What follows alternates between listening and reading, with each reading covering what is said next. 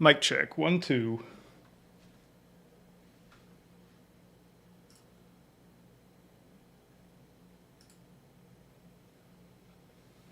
Mic check, 1, 2, 3.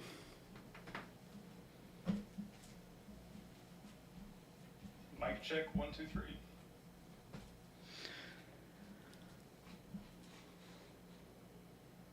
All right. Awesome. So, yeah. Hello. Welcome to the stream. This will be my, well, I guess, what is it, third video of the series, but second video in which I am actually reading the IPCC AR6. If you don't understand why I am making the series, please check out the introduction video. I'll try to put a link in the description to this video. And if you're not sure what the IPCC is, I also have a video going over the IPCC and what it is and some of its background, so I will also add that video in the link. And if you missed the first part of this series, I will also add that video in the description.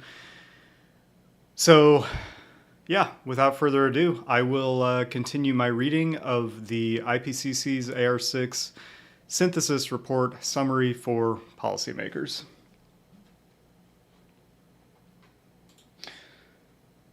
And specifically, what I am reading today is Section B. So last time I read Section A, this time I'll read Section B. And then in the last stream of this series, I will read the last section, Section C. Section B is entitled Future Climate Change Risks and Long-Term Responses. Continued greenhouse gas emissions will lead to increasing global warming, with the best estimate of reaching 1.5 degrees Celsius in the near term in considered scenarios and modeled pathways. Every increment of global warming will intensify multiple and concurrent hazards. Deep, rapid, and sustained reductions in greenhouse gas emissions would lead to a discernible slowdown in global warming within around 2 decades, and also to discernible changes in atmospheric composition within a few years. Global warming will continue to increase in the near term, 2021 to 2040, mainly due to increased cumulative CO2 emissions in nearly all considered scenarios and modeled pathways. In the near term, global warming is more likely than not to reach 1.5 degrees Celsius, even under the very low GHG emission scenario, and likely or very likely to exceed 1.5 degrees Celsius under higher emission scenarios. In the considered scenarios and modeled pathways, the best estimates of the time when the level of global warming of 1.5 degrees Celsius is reached lie in the near term. Global warming declines back to below 1.5 degrees Celsius by the end of the 21st century in some scenarios and modeled pathways. The assessed climate response to GHG emissions scenarios results in a best estimate of warming for 2081 to 2100 that spans a range from 1.4 degrees Celsius for a very low GHG emissions scenario to 2.7 degrees Celsius for an intermediate GHG emissions scenario, and 4.4 degrees Celsius for a very high GHG emissions scenario, with narrower uncertainty ranges than for corresponding scenarios in AR5. That makes sense that the uncertainty ranges would narrow as we move forward in time, because these reports are mainly looking, at the near to medium term, everything within the 21st century. Discernible differences in trends, excuse me, of global surface temperature between contrasting GHG emissions scenarios would begin to emerge from natural variability within around 20 years. Under these contrasting scenarios, discernible effects would emerge within years from GHG concentrations and sooner for air quality improvements due to the combined targeted air pollution controls and strong and sustained methane emissions requirements or reductions. Targeted reductions of air pollutant emissions lead to more rapid improvements in air quality within years compared to reductions in GHG emissions only. But in the long term, future improvements are projected in scenarios that combine efforts to reduce air pollutants as well as GHG emissions. This is something that I'm actually only just learning about a little more currently, is that if you you could actually ignore climate change and global warming and still make a very good case for eliminating the use of fossil fuels due to air pollution. Estimates are literally 5 million people a year die due to fossil fuel burning. Literally burning coal releases pollutants and toxins into the atmosphere that impact people's long-term health. And nasty stuff that ultimately leads to their death. Continued emissions. I have a cough, obviously. Continued emissions will further affect all major climate system components. With every additional increment of global warming, changes and extremes continue to become larger. Continued global warming is projected to further intensify the global water cycle, including its variability, global monsoon precipitation, and very wet and very dry weather, and climate events and seasons. In scenarios with increasing CO2 emissions, natural land and ocean carbon sinks are projected to take up a decreasing proportion of these emissions. Other projected changes include further reduced extents and/or volumes of almost all cryospheric elements, further global mean sea level rise, and increased ocean acidification and deoxygenation. Fun fact, so far the ocean has absorbed 90% of added heat trapped by the Earth. And what that paragraph pointed out is that the ocean's capacity to absorb more heat declines as it warms. So, you would end up model-wise in a situation where we kind of reach a tipping point where you have sudden, much accelerated warming of the atmosphere after the ocean has kind of reached its capacity to absorb heat. With further warming, every region is projected to increasingly experience concurrent and multiple changes in climatic impact drivers. Compound heat waves and droughts are projected to become more frequent, including concurrent events across multiple locations. Due to relative sea level rise, current 1 in 100 year extreme sea level extents are projected to occur at least annually in more than half of all tide gauge locations by 2100 under all considered scenarios. Wow. Other projected regional changes include intensification of tropical cyclones and/or extratropical storms, and increases in aridity and fire weather. Natural variability will continue to modulate human-caused climate changes, either attenuating or amplifying projected changes with little effect on centennial-scale global warming. These modulations are important to consider in adaptation planning, especially at the regional scale in the near term. If a large explosive volcanic eruption were to occur, it would temporarily and partially mask human-caused climate change by reducing global surface temperature and precipitation for 1 to 3 years. Yep. So volcanic eruptions are a big sunshade. Also, I think sunspots are part of that natural variability, but they're also very predictable, or solar maximum is well understood and predicted.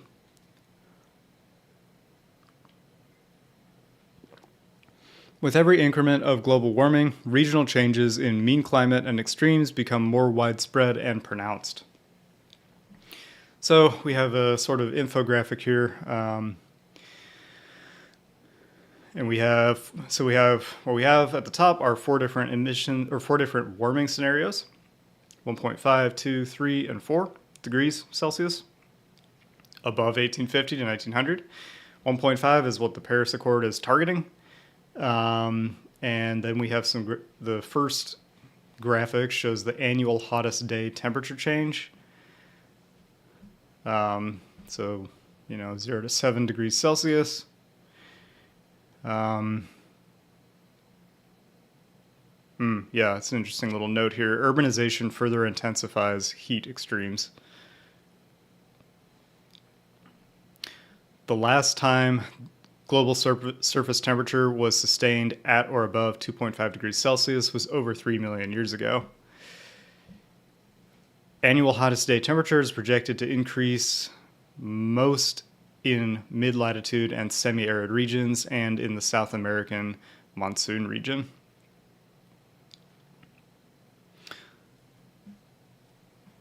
So then we have the annual mean total column moisture change, or soil moisture change. Projections of annual mean soil moisture largely follow projections in annual mean precipitation, but also show some differences due to influence of evapotranspiration. Okay, so it's interesting because you actually see a mix of areas that are getting more soil moisture and less. Annual wettest day precipitation change. Annual wettest day precipitation is projected to increase in almost all continental regions, even in regions where projected annual mean soil moisture declines. Yeah, so a warmer atmosphere can hold a lot more moisture, and that will lead to more precipitation.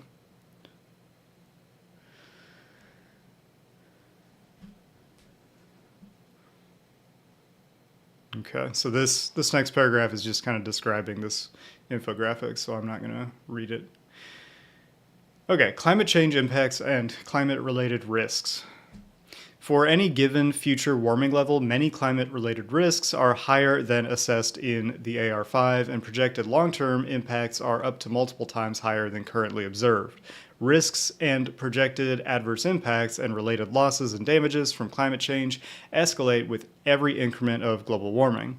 Climatic and non-climatic risks will increasingly interact, creating compound and cascading risks that are more complex and difficult to manage. In the near term, every region in the world is projected to face further increases in climate hazards, increasing multiple risks to ecosystems and humans. Hazards and associated risks expected in the near term include an increase in heat-related human mortality and morbidity, foodborne, waterborne, and vector-borne diseases, and mental health challenges, flooding in coastal and other low-lying cities, biodiversity loss on land, freshwater and ocean ecosystems, and a decrease in food production in some regions. Cryosphere-related changes in floods, landslide, and water availability have the potential to lead to severe consequences for people, infrastructure, and the economy in most mountain regions. The projected increase in frequency and intensity of heavy precipitation will increase rain-generated local flooding. Risks and projected adverse impacts and related losses and damages from climate change will escalate with every increment of global warming. They are higher for global warming of 1.5 degrees Celsius than at present, and even higher at 2 degrees Celsius. Compared to the AR5, global aggregated risk levels are assessed to become high to very high at lower levels of global warming due to recent evidence of observed impacts, improved process understanding, and new knowledge on exposure and vulnerability of human and natural systems, including limits to adaptation. Due to unavoidable sea level rise, risks for coastal ecosystems, people, and infrastructure will continue to increase beyond 2100. With future warming, climate change risks will become increasingly complex and more difficult to manage. Multiple climatic and non-climatic risk drivers will interact, resulting in compounding overall risk and risks cascading across sectors and regions. Climate-driven food insecurity and supply instability, for example, are projected to increase with increased global warming. Interaction with non-climatic risk drivers such as competition for land between urban expansion and food production, pandemics, and conflict.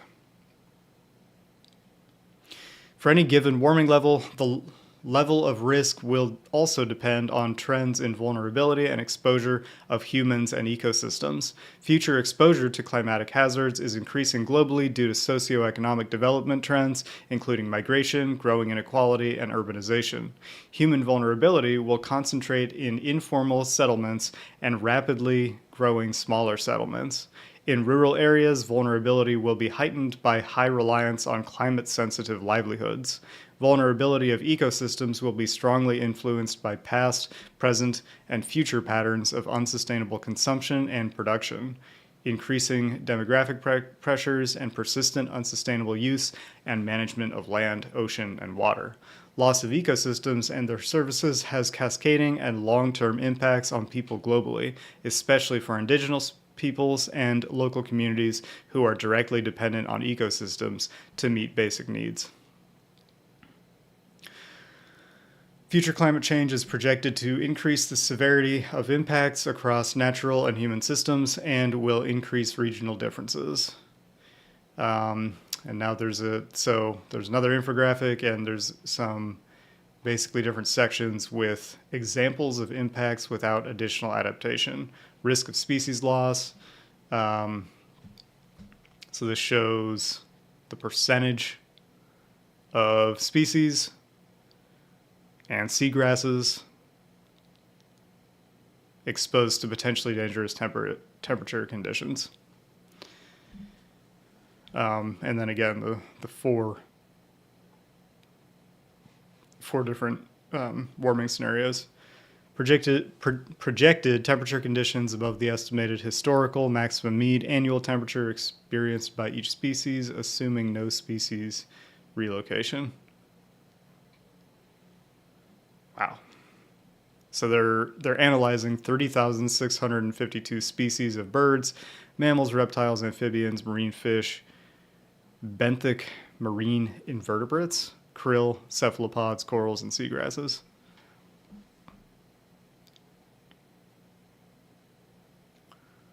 So if I'm reading this right, so these are percentages of the risk of species loss.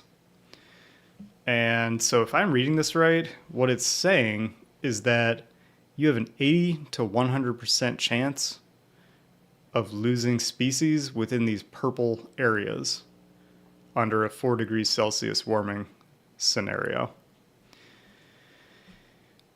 And yeah, that looks like a lot of purple to me. So in a 1.5 degrees, you have lots of areas that appear to be, under 1%. But then I'm seeing some pretty dark areas, maybe in the 20 to 40% risk.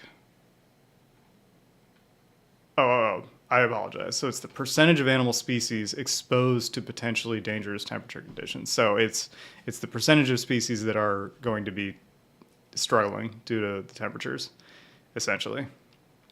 Not necessarily that they'll go extinct, but they're exposed to dangerous temperatures.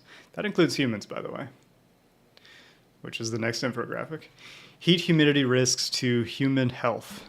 So in this graphic, it's the days per year where combined temperature and humidity conditions pose a risk of mortality to individuals.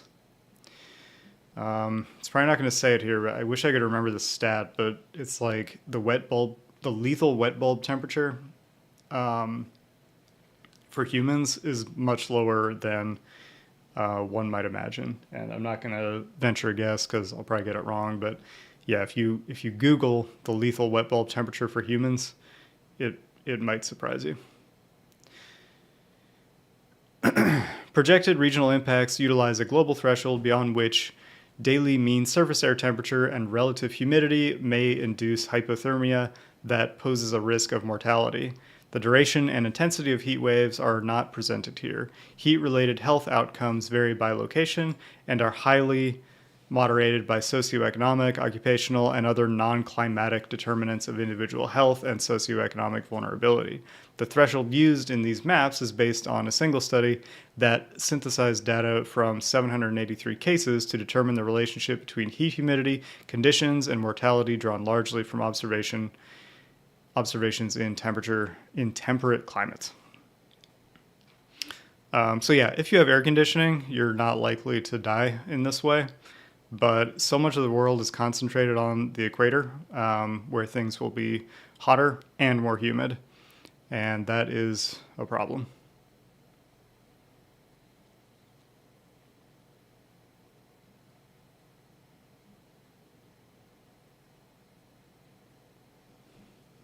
So some of these areas in the 4.2 to 5.4 degrees Celsius range, it's more than 300 days per year are going to be pose a risk of human mortality. And even in the 1.7 to 2.3, there's many areas of Indonesia that appear to be above 300 or at least above 250 days per year. Okay, food production impacts. So we have the maize yield and then the fisheries yield. So basically we have a map for the ocean and a map for land. Projected regional impacts reflect biophysical responses to changing temperature, precipitation, solar radiation, humidity, wind, and CO2 enhancement of growth and water retention in currently cultivated areas. Models assume the irrigated areas are not water limited. Models do not represent pests, diseases, future agro-technological changes, and some extreme climate responses. So basically, the purple side of the spectrum are losses in yield, and the green side are boosts in yield. And I mentioned this on the last stream. There's a common argument that global warming doesn't matter because it'll just make the northern and southern latitudes more productive. But what this chart is, I think, mainly getting at is that the boosts in productivity do not even come close to matching the losses. And part of that reason is that there's more people and more land near the equator. And regardless, it's not just the shifting latitude, it's like the shift vertically toward higher elevations that you need to think about. And it just, it happens to be the case that, we tend to farm in low-lying areas and not like up the side of a mountain, obviously. So the impacts are more pronounced. Like, in other words, what I'm getting at is that if you came to Earth as an alien and humans didn't exist, and you had the ability to geoengineer the planet to produce the highest amount of food, and you said, well, what mean temperature do we want the planet to be to have the highest production? Well, the truth is that it would probably be lower than pre-industrial temperatures. So, and that's, for a variety of reasons, but yeah, so we are not going in the correct direction for food production is, I think, the key takeaway.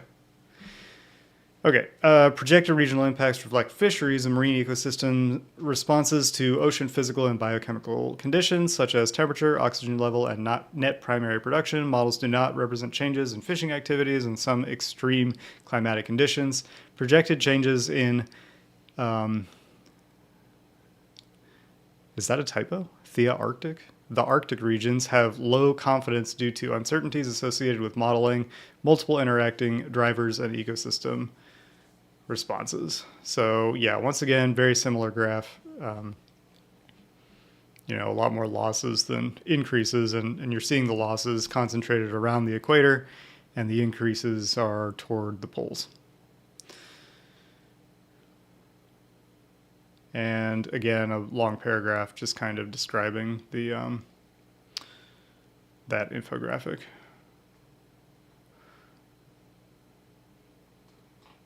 Okay, and then we immediately have another big infographic. So risks are increasing with every increment of warming.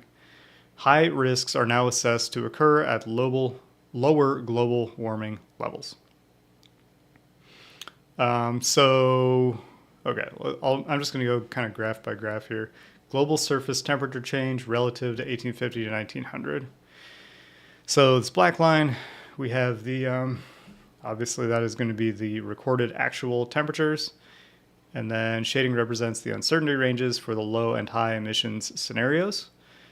So these are those 4 scenarios: very low, low, intermediate, high, and very high. And the, uncertainty ranges.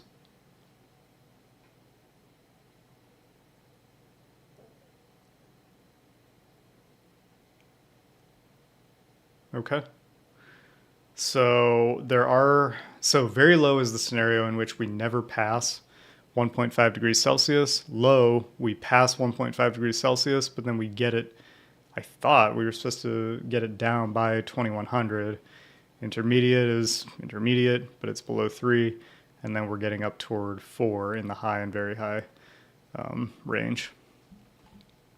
Which is that's a lot of warming, by the way. That's like, we don't even need to consider higher than that because this is so unimaginably apocalyptic. So global reasons for concern in AR5 versus AR6. So there's a bunch of different categories: unique and threatened systems, extreme weather events, distribution of impacts, global aggregate impacts, large scale singular events.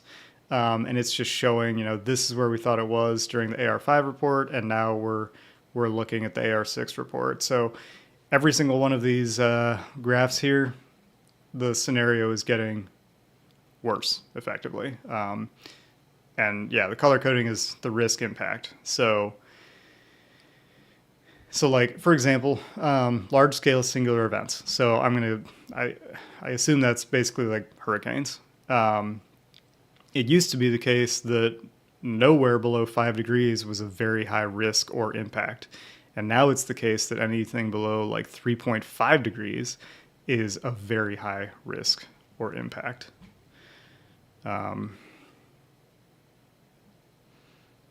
they've assigned confidence levels to these, which is really neat. So yeah, we have higher confidence for events that are, or for warming levels that are lower, and less confidence for higher warming levels because the model, I presume, gets just muddier at those temperatures. But what people, here's another just tangent real quick, is that people, I think that if you worked for a company and you were part of their like risk management department, the less confidence you have, the more conservative you want to be. So in other words, let's say Boeing makes a brand new airplane, the 797, and they say, we modeled everything and, we believe this is going to work. And you said, great, what is your confidence level? If they say we have a high confidence level, you're fine. If they say they have a high confidence level that the modeling is correct, you will feel more comfortable getting on that plane. If they say they have a low confidence that plane will work, you're going to be much less willing to get on that plane, right? So when it comes to climate change, the argument often is, well, these models don't have much confidence, so I don't know if we should really be acting based on them. But that's like backward to me, because with the plane analogy, it's like, if you have low confidence in something, that means you want to act as conservatively as possible, because the low confidence doesn't just, it doesn't just overshoot the potential impact. It could just as well be undershooting the potential impact. So yeah, as far as like when it comes to like risk mitigation as a concept, you always want to be acting more conservatively than the model dictates. And that is the opposite of what many people try to argue when it comes to climate modeling. Okay, risks differ by system. So there's land-based systems, and there's ocean coastal ecosystems.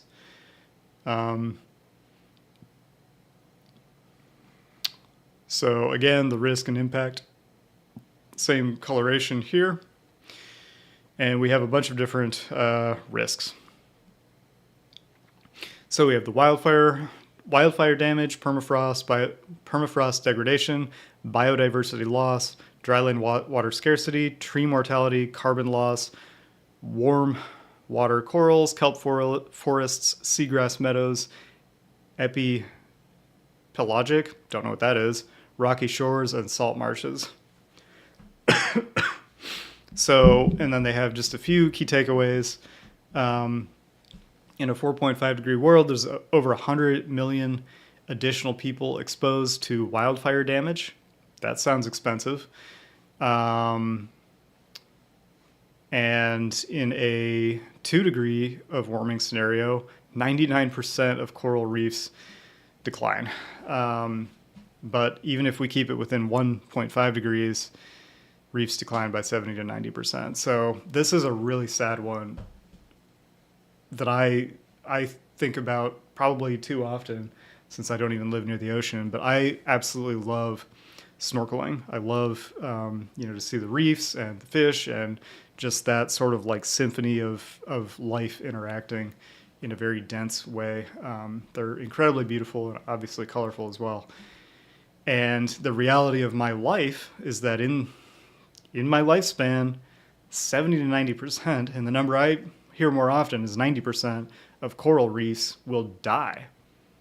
That's really sad. That is, I think, and by the way, die for largely preventable reasons. Like the climate challenge is something we were aware of, many, many decades ago. And we almost started acting in the 1980s, and then we didn't. And for, 30 years, we've done kind of next to nothing policy-wise to stop that. And that's a very frustrating narrative that exists within my lifespan. Risks to coastal geographies increase with sea level rise and depend on response. So this is the global mean sea level rise relative to 1900 in centimeters, and again the different scenarios. And then we do have this dashed line here, a low likelihood, high impact storyline, including ice sheet instability process. So what that is kind of a disaster scenario, and I would guess that is largely dependent on climate change feedback loops that could occur that we're not really sure are going to occur. But things like, for example, as we lose our polar sea ice, the poles absorb more energy because there's not as much albedo, which is reflectivity, and then they melt faster, which causes them to absorb more heat, which causes them to melt faster. So that's one example of one of the potential feedback loops that could lead to very quick exponential warming in certain areas.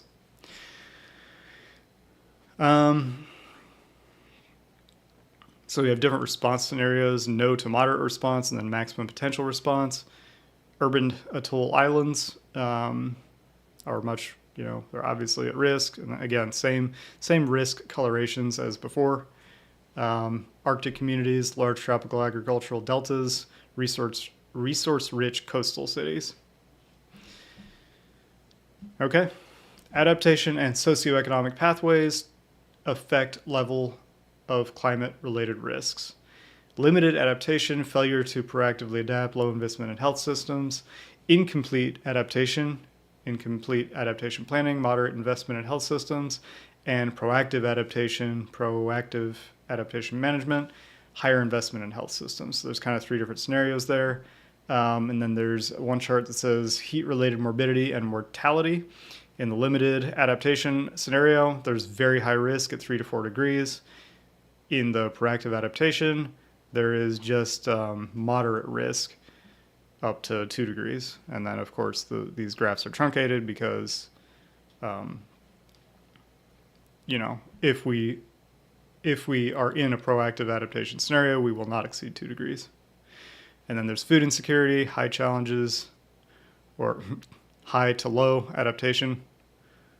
And we have changes in the availability and access to food.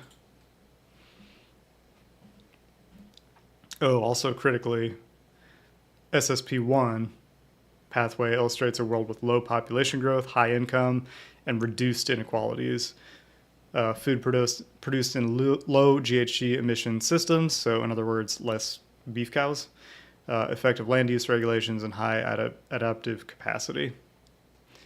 SSP3 is the opposite direction. And another paragraph explaining those infographics.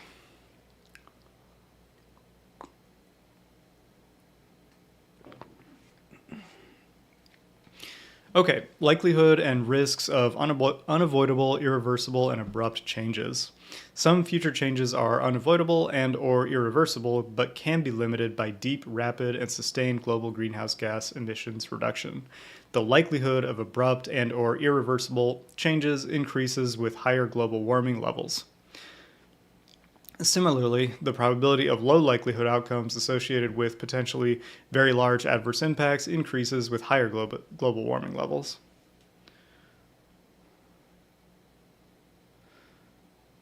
Let me read that again. Probability of low likelihood outcomes associated with potentially very large adverse impacts increases. Okay.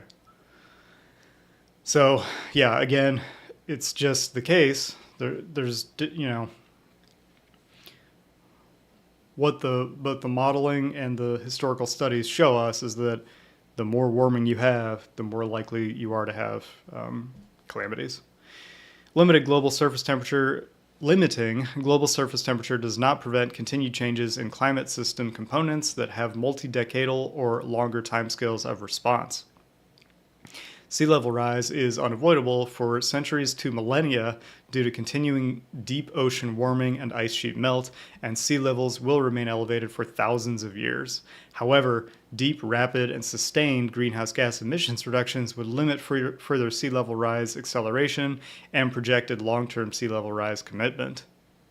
Relative to 1995 through 2014, the likely global mean sea level rise under SSP1 1.9 GHG emissions scenario is 0.15 to 0.23 meters by 2050 and 0.28 to 0.55 meters by 2100. While for the SSP5 8.5 degree or 8.5 GHG emissions scenario, it is 0.2 to 0.29 meters by 2050 and 0.63 to 1.01 meters by 2100.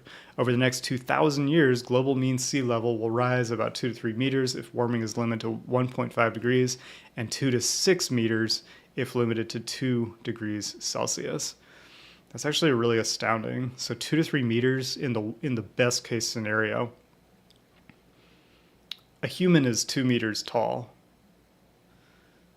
That I wish they should show a map of how much land area is wiped out by that much sea level rise. It's way more than you would think.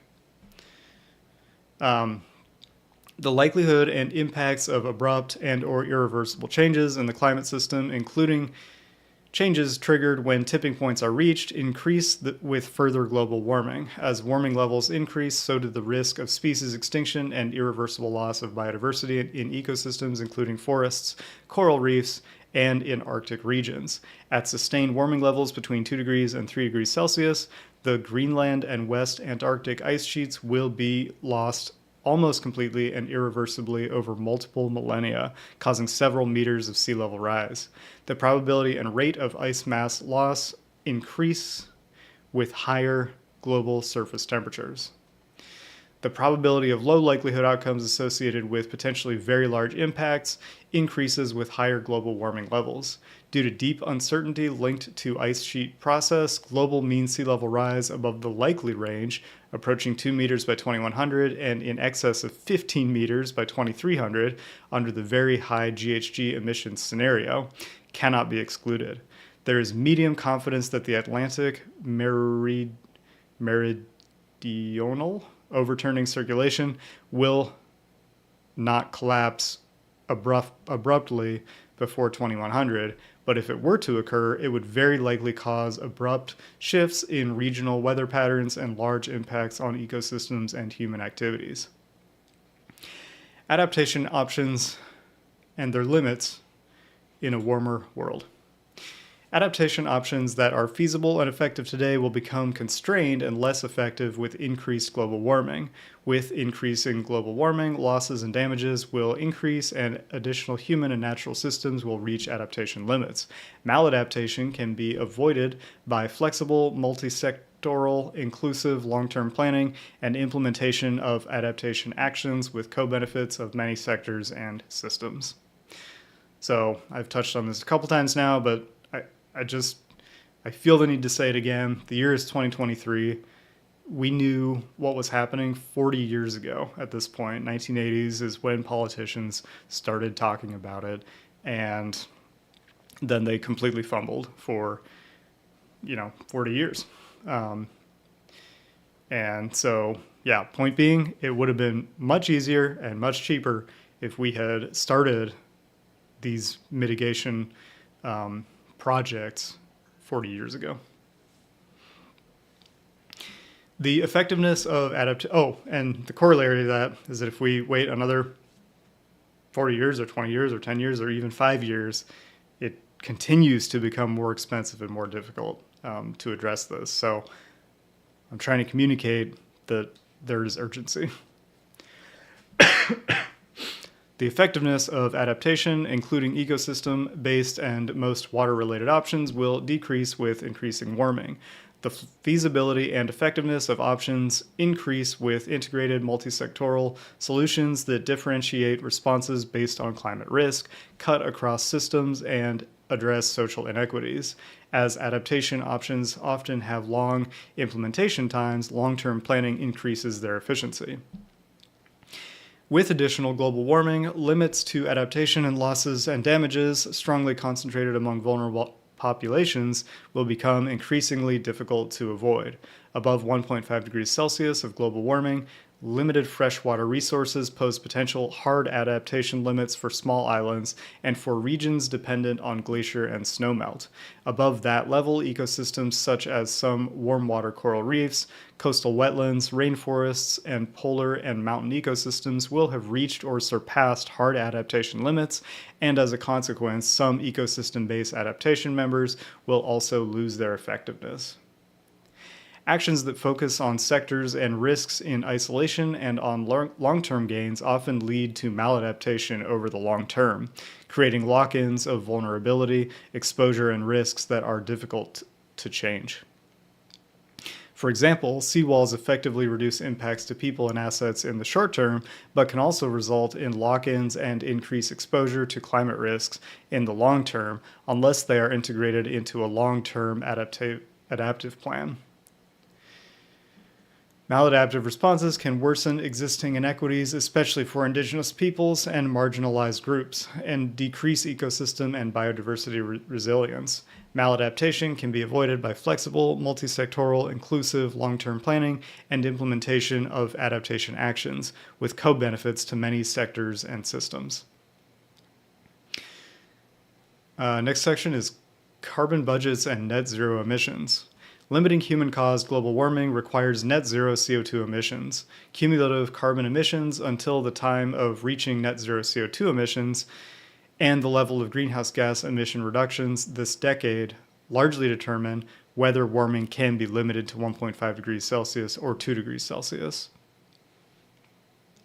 Projected CO2 emissions from existing fossil fuel infrastructure without additional abatement would exceed the remaining carbon budget for 1.5 degrees Celsius.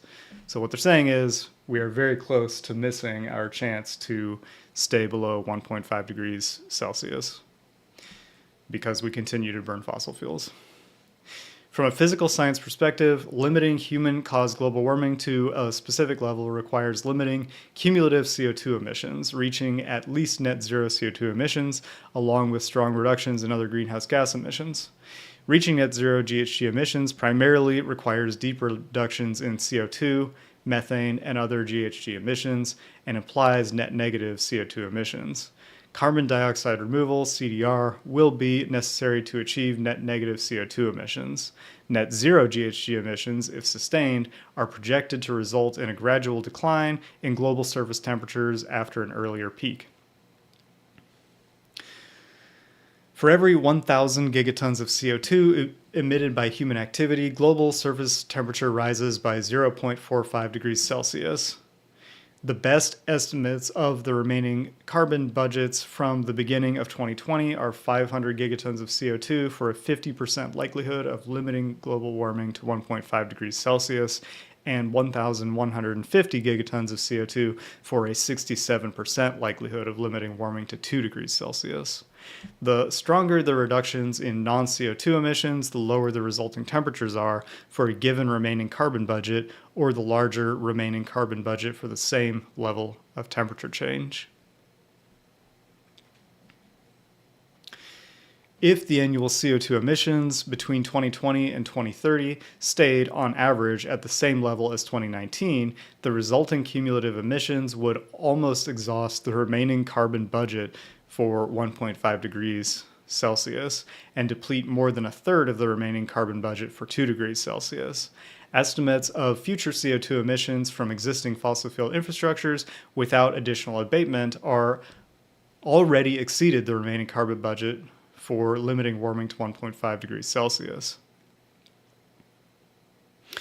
Projected cumulative future CO2 emissions over the lifetime of existing and planned fossil fuel infrastructure, if historical operating patterns are maintained without additional abatement, are approximately equal to the remaining carbon budget for limiting warming to 2 degrees Celsius with a likelihood of 83%.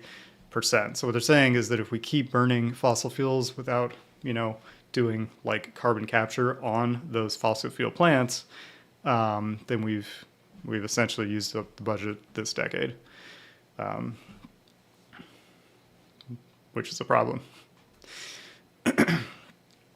Based on central estimates only, historical cumulative net CO2 emissions between 1850 and 2019 amount to about 4/5 of the total carbon budget for a 50% probability of limiting global warming to 1.5 degrees Celsius, and about 2/3 of the total carbon budget for a 67% probability to limit global warming to 2 degrees Celsius.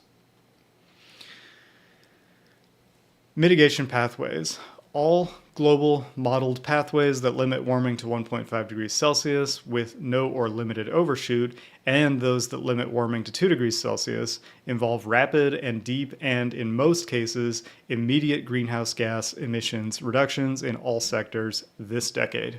Global net zero CO2 emissions are reached for these pathway categories in the early 2050s and around the early 2070s, respectively. So 2050s net zero for a 1.5 degrees Celsius, 2070s net zero for a 2 degrees Celsius, assuming we act very strongly in the 2020s. Global modeled pathways provide information on limiting warming to different levels. These pathways, particularly their sectoral and regional aspects, depend on the assumptions described in box SPM.1. Global modeled pathways that limit warming to 1.5 degrees Celsius with no or limited overshoot, or limit warming to 2 degrees Celsius, are characterized by deep, rapid, and in most cases immediate GHG emissions reductions. Pathways that limit warming to 1.5 degrees Celsius with no or limited overshoot. This is like exactly what I just read. Global GHG emissions are projected to peak between 2020 and, at the latest, before 2025 in global modeled pathways that limit warming to 1.5 degrees Celsius and with no or limited overshoot, and in those that limit warming to 2 degrees Celsius and assume immediate action. So if we don't have peak emissions in the next 2 years, we probably will not stay under 1.5 degrees. I don't think anybody thinks that we're going to have peak emissions in the next 2 years. I think we've missed that target. But we'll see, I guess. So this is a table of greenhouse gas and CO2 emissions reductions from 2019. So let's see. Limit warming to 1.5 degrees Celsius with no or limited overshoot. So the reduction percentage by 2030 needs to be 43% or 48% of CO2. So 99% of CO2 needs to be reduced by 2050 for this scenario. That's a lot. Okay. Reaching net zero CO2 or GHG emissions primarily requires deep and rapid reductions in gross emissions of CO2, as well as substantial reductions of non-CO2 GHG emissions. For example, in modeled pathways that limit warming to 1.5 degrees Celsius with no or limited overshoot, global methane emissions are reduced by 34% by 2030 relative to 2019. However, some hard-to-abate residual GHG emissions, for example, some emissions from agriculture, aviation, shipping, and industrial processes, remain and would need to be counterbalanced by deployment of carbon dioxide removal (CDR) methods to achieve net zero CO2 or GHG emissions. As a result, net zero CO2 is reached earlier than net zero GHGs. Makes sense. Global modeled mitigation pathways reaching net zero CO2 and GHG emissions include transitioning from fossil fuels without carbon capture and storage, CCS, to very low or zero carbon energy sectors such as renewables or fossil fuels with CCS, demand side measures, and improving efficiency, reducing non-CO2 GHG emissions, and CDR.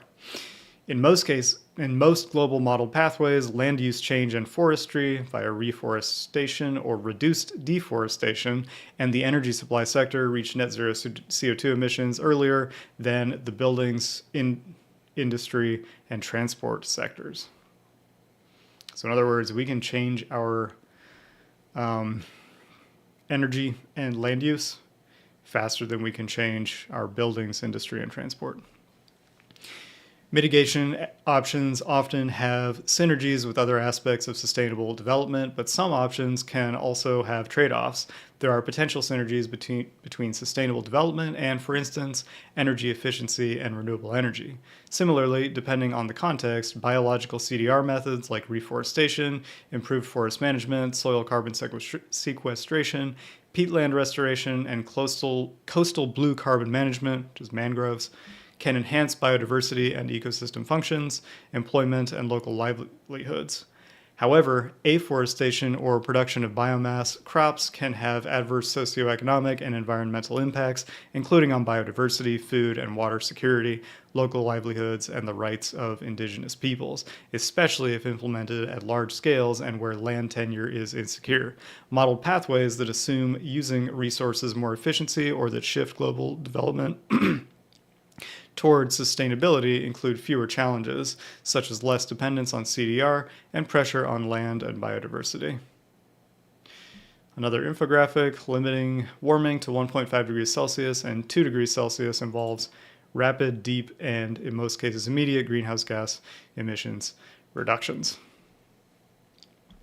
So this is a great graph actually. So there's net zero CO2 and net zero GHG. So obviously CO2 is just one of the greenhouse gases. It is the most, focused on gas, but I think methane is the second most because methane is much more powerful than CO2. We have kind of three different scenarios. We have the currently implemented policies, which basically flatline us at current levels and, don't get us anywhere close to net zero ever. And then we have a scenario in which we limit warming to 2 degrees Celsius. As you can see, this graph is very much an about face. We're going up and up and up in the first decade here, first couple decades of the 21st century, and then just cutting very sharply down. I think it is worth noting, though, that we actually, there doesn't really look to be that much of a difference between the 2 degree and 1.5 degree targets.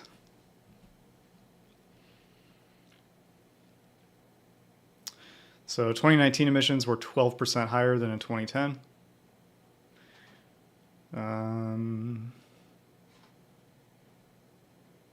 Implemented policies result in projected emissions that lead to warming of 3.2 degrees Celsius. Okay. Yeah. So that was the net global greenhouse gas emissions. This next graph is the net global CO2 emissions, and in either the the 1.5 degree or the 2 degree warming scenarios, we are going net zero with CO2 emissions, which means, carbon capture and storage, and sequestration. In the 1.5 degrees Celsius scenario, we are reaching that net zero around 2050.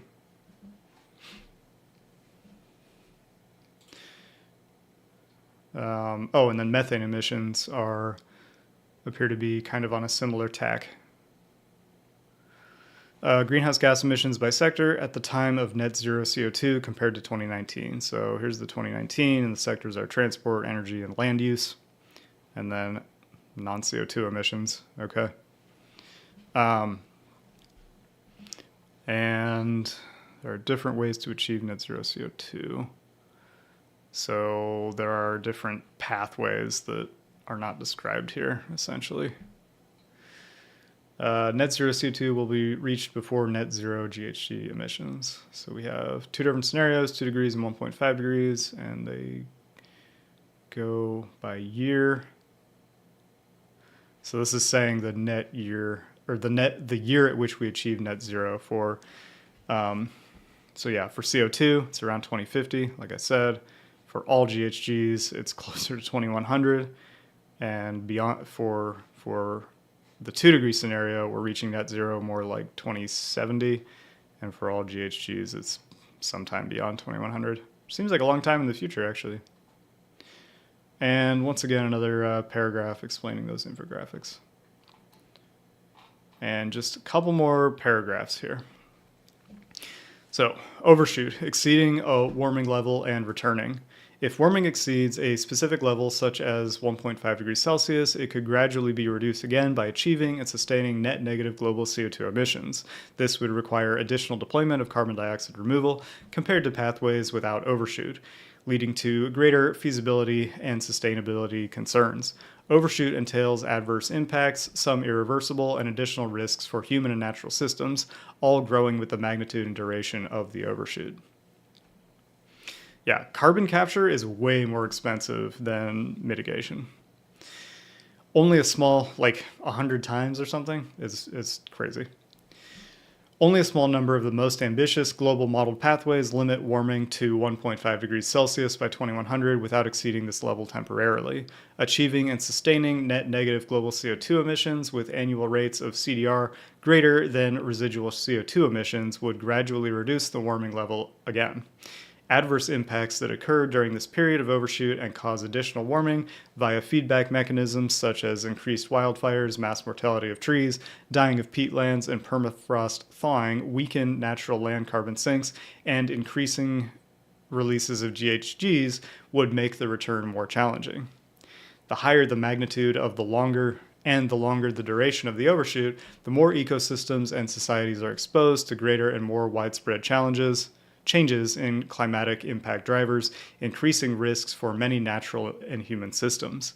Compared to pathways without overshoot, societies would face higher risks to infrastructure, low-lying coastal settlements, and associated livelihoods. Overshooting 1.5 degrees Celsius will result in irreversible adverse impacts on certain ecosystems with low resilience, such as polar, mountain, and coastal ecosystems impacted by ice sheet glacier melt or by accelerating and higher committed sea level rise. The larger the overshoot, the more net negative CO2 emissions would be needed to return to 1.5 degrees Celsius by 2100. Transitioning towards net zero CO2 emissions faster and reducing non-CO2 emissions such as methane more rapidly would limit peak warming levels and reduce the requirement for net negative CO2 emissions, thereby reducing feasibility and sustainability concerns and social and environmental risks associated with CDR deployment at large scales. Okay, so that is section B. And just as a reminder, section A was like the current status and trends. Section B was future climate change, risks, and long-term responses. And then the next section is going to be responses in the near term. So what can we do now? I think that's all I have to say today. If you watched, I hope you enjoyed and I hope you learned something. And whether or not you did either of those things, I hope you have a wonderful morning, afternoon, evening, or night.